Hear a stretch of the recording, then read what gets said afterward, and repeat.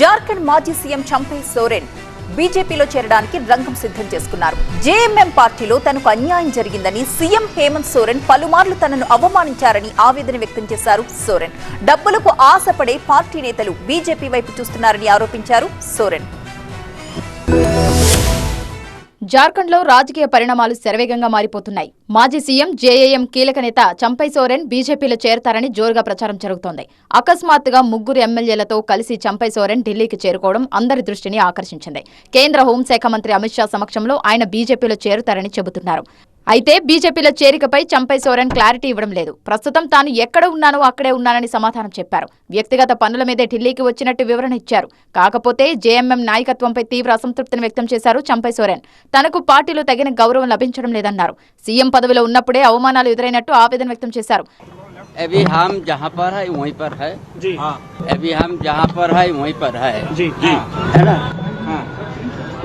और अपना निजी काम में हम दिल्ली आए। लेकिन सर देखिए हमने बोल दिया जहाँ पर अभी है वहीं पर है। आप लोग जैसे हमको सवाल करते जा रहा है ना जी सर, हम उसमें क्या कहेंगे कि हम जो स्पेशल हम जो बोल दिया हम निजी काम के लिए काम में आए हैं और हम जहाँ पर है वहीं पर है। हम अभी किसी से मुलाकात नहीं हुआ।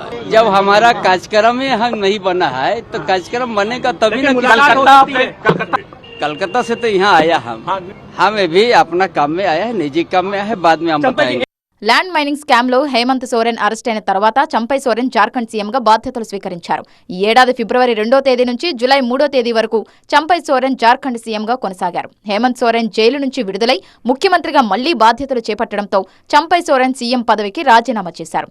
హేమంత్ సోరెన్ సీఎం పగ్గాలు చేపట్టిన తర్వాత నెల రోజుల్లో పరిణామాలు మారిపోయాయి. చంపై సోరెన్ బీజేపీతో టచ్లోకి వెళ్లారు. జార్ఖండ్ బీజేపీ ఇన్ఛార్జ్ శివరాజ్ సింగ్ చౌహాన్తో ఇప్పటికే చంపై సోరెన్ చర్చలు జరిపినట్టు తెలుస్తోంది. బీజేపీపై తీవ్ర విమర్శలు చేశారు జార్ఖండ్ సీఎం హేమంత్ సోరెన్. డబ్బులతో తమ పార్టీ నేతలను కొనే ప్రయత్నాలు చేస్తున్నారని ఆరోపించారు. కొందరు డబ్బుకు ఆశపడి పార్టీని వీడేందుకు సిద్ధమవుతున్నారని అన్నారు.